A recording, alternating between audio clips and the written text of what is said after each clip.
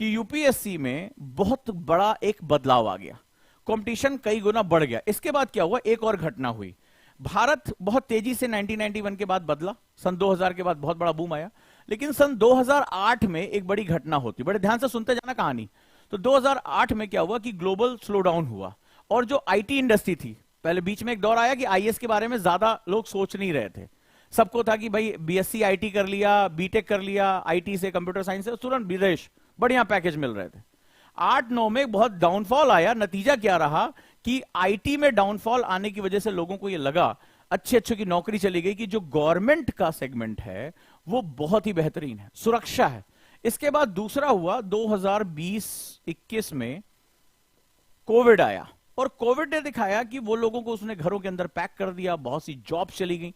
लेकिन जो ये आईएएस ऑफिसर, आईपीएस ऑफिसर थे, इनको लोग ब्यूरोक्रेट, लाल फीताशाही, रेड टेपिज्म के नाम से जानते थे, ठीक है, जो गवर्नमेंट के सेक्टर थे, इनको लोग लानत भेजते कि कुछ नहीं कर रहे हैं ये, ठीक है, सिर्फ भ्रष्टाचार है यहां पे। लेकिन क्या हुआ कि जब कोविड आया तो पूरी दुनिया ठहर गई, पूरी दुनिया की टेक्नोलॉजी ठहर गई। लेकिन उस समय हमारा जो पुलिस प्रशासन था उसने जबरदस्त काम किया, नहीं तो शायद भारत जैसे देश में क्या बुरी हालत होती।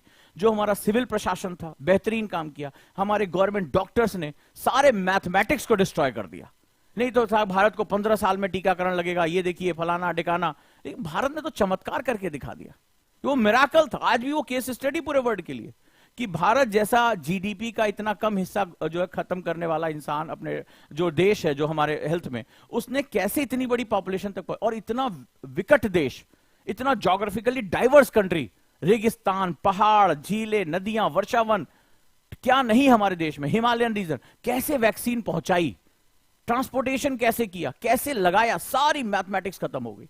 तो ये जो दो टर्निंग पॉइंट थे, एक कि भाई आईटी सेक्टर की जॉब सेफ नहीं है, जैसे अभी आप देखो दोबारा शुरू हो गया, स्टार्टअप्स डाउन हो रहे हैं पूरी दुनिया में, कोई 23,000 नौकरियां छट रही हैं, कोई 2300 नौकरियां छट रही हैं, कोई 8,000 नौकरियां छाट रहा है, ठीक है। अब सबको लगा कि this is one of the safest thing. और दूसरा, जो कोविड दौरान में जो इनको सम्मान मिला, जो इन्होंने बेहतरीन काम किया, अपनी जान को जोखिम में डाल के, जो इन्होंने पूरी दुनिया के स्टैट्स को जो है इधर उधर कर दिया कि नहीं, भारत अपनी इच्छा शक्ति से अगर काम करना चाहे तो भारत क्या नहीं कर सकता।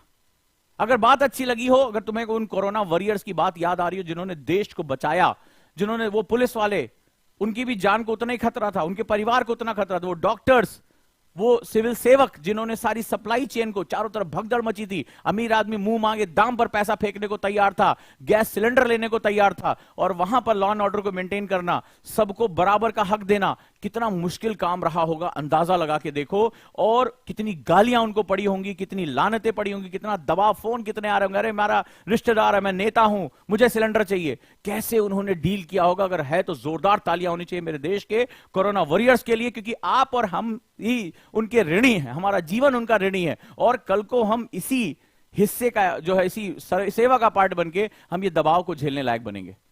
तो एक बार जोरदार तालियां हो जाए उन सभी के लिए। तो इन चीजों ने दिखा दिया कि बहुत प्रेस्टीज है, लोगों ने, देश के लोगों ने खड़े होकर उनके लिए तालियां बजाई, उनके लिए थालियां बजाई, दिए जलाए, पूरा देश उनके साथ खड़ा था, पूरा देश उनके साथ खड़ा था। तो ये जज्बा हमारा होता, ये हमारी चीजें होती हैं। तो इस सेवा में एक बड़ा बदलाव आया। अब जो मैं बात कह रहा हूं कि कंपटीशन इतना गुना बढ़ गया, 13 गुना बढ़ गया, और ढेर सारा टैलेंट आने लगा। कोई आईआईटी से पढ़कर आ रहा है, कोई आईएम से पढ़ के आ रहा है, कोई दिल्ली यूनिवर्सिटी का स्टूडेंट है, कोई लंदन स्कूल ऑफ इकोनॉमिक्स से है। नतीजा हुआ कंपटीशन कई गुना बढ़ गया। अब जो स्टूडेंट ग्रेजुएशन के बाद सोच रहे हैं कि हम करेंगे, उनको समय कम मिल रहा है। और यहां पर चूंकि कंपटीशन ज्यादा जब हो जाता है तो आपको जल्दी तैयार करना पड़ता है। जैसे अगर आप आईआईटी की तैयारी कर रहे हैं तो आईआईटी में भी बहुत कंपटीशन है। आपने देखा होगा 8वीं 9वीं क्लास से, अगर आप किसी मेट्रोपॉलिटन सिटी में या जागरूक माता पिता की संतान है, तो 8वीं 9वीं से ही आपको फाउंडेशन कोर्स में डाल देते हैं। हाँ या ना मुझे बताइए। आईआईटी की तैयारी स्कूल एजुकेशन के साथ शुरू कर देते हैं, क्योंकि उनको पता है कि 12th क्लास में जाके आईआईटी की तैयारी नहीं हो पाएगी। बहुत बड़ा सिलेबस है, कई लेवल के एग्जाम है और बहुत फियर्स कंपटीशन है। तो अगर आपने नोटिस किया होगा तो आपने, हाँ या ना मुझे बताइए, नीट की तैयारी, आईआईटी की तैयारी 8th 9th क्लास से शुरू हो जाती है या नहीं हो जाती है? या आपने भी की होगी अगर आप थोड़े भी जागरूक होंगे। तो ये तो देश का सबसे कठिन एग्जाम है। तो it should be start after 12th, because in that time आप राष्ट्र को समझने के लिए टाइम पाते हैं। आप बिना दबाव के पढ़ते हैं, और जब आप बिना दबाव बिना प्रेशर के पढ़ते हैं तो यकीन मानिए आपकी पढ़ाई में बहुत बड़ा चेंज आता है, बहुत बड़ा चेंज आता है। आप सीखने के लिए पढ़ते हैं। एक होता है जल्दी जल्दी पढ़ना, यार किताबें रटनी है क्योंकि 1 साल बचा है, ग्रेजुएशन हो गया है, पापा कह रहे थे 1 साल से पैसा नहीं देंगे, और यहां आप first year, second year, third year आप इंजॉय करते हुए पढ़ते हैं, सीखते हुए पढ़ते हैं, लेवल बाय लेवल पढ़ते हैं, एनसीईआरटी टाइमली खत्म करते हैं, स्टैंडर्ड बुक टाइमली खत्म करते हैं, आंसर राइटिंग टाइमली करते हैं, एस्से राइटिंग टाइमली करते हैं, एथिक्स की तैयारी टाइमली करते हैं, इंटरव्यू की तैयारी करते हैं, और आपके लिए इसके लिए पर्याप्त समय मिल जाता है, पर्याप्त समय मिल जाता है। तो अगर आप ध्यान से देखेंगे तो ये जो न्यूज़पेपर पढ़ना है, क्योंकि इसमें बहुत कुछ बदल है, इसमें खुद को बदल देना पड़ता है। यूपीएससी और बाकी एग्जाम में यही अंतर है। आईआईटी की तैयारी करिए, पीसीएम पढ़िए हो जाएगा, मेडिकल तैयारी पीसीबी पढ़िए हो जाएगा, लेकिन यूपीएससी में खुद को पढ़ना पड़ता है, देश को पढ़ना पड़ता है, खुद को बदलना पड़ता है, खुद को चेंज करना पड़ता है, परिवर्तित करना पड़ता है। तो खुद को बदलने की प्रक्रिया बिल्कुल अलग होती। कहां आप आए हैं, एक अलग माइंडसेट, आपको प्रशासनिक अधिकारी के तौर पे क्या नहीं आपको नॉलेज होनी चाहिए, क्या साइंस, क्या कॉमर्स, क्या आर्ट्स, क्या कल्चर, क्या हिस्ट्री, क्या ज्योग्राफी, क्या इकोनॉमिक्स, क्या साइंस, क्या चीज, क्या एथिक्स, क्या इंटरनल सिक्योरिटी, आपका इंटरनेशनल रिलेशनशिप, आपकी हिस्ट्री के बारे में, आर्ट एंड कल्चर के, ज्योग्राफी, इन्वायरमेंट, क्या चीज बच रही है। तो पूरा व्यक्तित्व बदलना पड़ता है, सोच बदलनी पड़ती है, and it takes lot of time. It takes lot of time, because एक कहावत है, ओल्ड हैबिट्स डाई हार्ड, पुरानी आदतें छोड़ना बहुत मुश्किल होता है। तो यहां तुम्हें अपनी वो आदतें बदलनी है, माइंडसेट बदलना है, इसलिए यूपीएससी में अच्छा खासा टाइम लगता है। तो जो बहुत ही होशियार स्टूडेंट है, जो प्लानिंग के साथ अपनी लाइफ को लेकर, इसलिए क्वेश्चन पूछा था कि आप में से कितने लोग हैं जो दूसरों के हिसाब से लाइफ को चलाते हैं, और कितने ऐसे यूथ हैं जो कहते हैं कि मेरी लाइफ का फैसला मैं लूंगा। और मैं ऐसे यूथ को देख रहा हूं जो कह रहे हैं कि अपने मां बाप से बात कर रहे हैं कि मेरी लाइफ है, मुझे मेरी तरह से प्लान करने दीजिए। और वो कह रहे हैं, हम अपनी उम्र में ये बात अपने माता पिता से नहीं कह पाते थे, नहीं कह पाते थे, आज का यूथ कह रहा है। तो अब यहां क्या होगा कि तुम्हारे पास टाइम मिल जाएगा कि बिना प्रेशर के कैसे तैयारी करनी है, और सीखने की प्रक्रिया में आना है। वो जानते हैं कि ये जो इंटरनेट पे आ जाता है कि 1 साल में आईएएस बने, 8 महीने में आईएएस बने, नहीं है उनके लिए, ये झूठ है, क्योंकि इसमें अपने आप को बदलने में अच्छा खासा टाइम लगता है। उनको भी याद है कि मुझसे हाई स्कूल में किसी ने कहा था नहीं बदल पाया, 12th में कहा था नहीं बदल पाया, कई बात मैंने प्लान किया था इस बार टॉप करूंगा, नहीं कर पाया, क्यों? क्योंकि मेरी हैबिट्स मुझे रोक रही थी।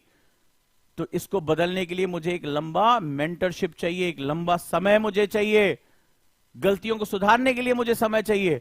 तो जितने भी जो होनहार स्टूडेंट है वो ध्यान से सुने कि कंपटीशन 13 गुना से ज्यादा बढ़ चुका है, और कोविड के बाद जहां पूरी दुनिया में बड़े से बड़ा पैकेज बर्स्ट हो गया, ये दिखाया कि जो ये जॉब्स है, ये सम्मान, सुरक्षा, सिक्योरिटी, रिस्पेक्ट, ये सब कुछ, पावर, ये सब कुछ गेन करती हैं। पूरा देश इनको अपना हीरो मानता है। तो ये बदलाव, एक बड़ा माइंडसेट का बदलाव आया है, बहुत बड़ा। और ये जब माइंडसेट का बदलाव आया है तो अब बच्चे ही नहीं, पेरेंट्स भी सोच रहे हैं कि हमारा बच्चा सिविल सर्विस में जाए, क्योंकि सम्मान, सुरक्षा, कोविड जैसी आपदा जीवन में किसी ने नहीं देखी, लेकिन इस आपदा में भी इनकी जॉब सुरक्षित रही, इनके सम्मान में बढ़ोतरी हुई, और राष्ट्र में ये हीरो बन के निकले।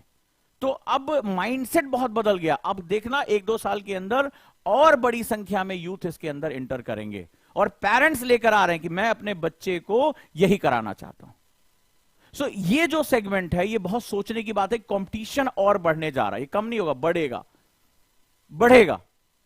तो ऑब्वियस सी बात है, अगर आप जल्दी, जो कहते हैं ना early birds gets the worm, जो जल्दी तैयारी करना शुरू करेगा उसको समय ज्यादा मिलेगा अपनी गलतियों को इरेज करने का। कई बार आप बहुत हाइपोथेटिकल हो जाते हैं, सॉरी टू से, कि अरे सर ये 6 महीने में ये कर लेंगे, 2 महीने में ये हो जाएगा, 3 महीने में आंसर राइटिंग हो जाएगी, बस हो गया आंसर।